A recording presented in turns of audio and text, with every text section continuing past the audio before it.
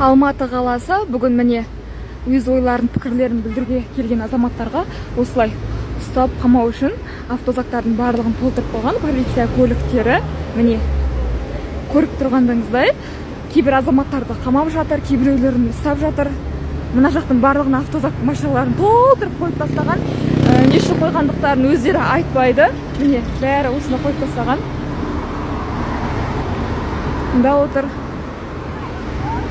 Сіздер мұнда біреуді ұстау үшін отырсыздар ма? Не үшін отырсыздар?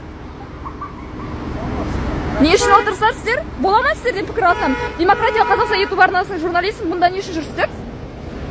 Алмалы аудандық полиция бөлімшесінің қызметкерлерісіздер ма? Енді қай аудан? Не үшін отырсыздар қызмет уақытында? Бұл жерде ешкім митингке шығып жатқан жоқ, басқа қылып жатқан жоқ. Міне осындай бізде репрессия.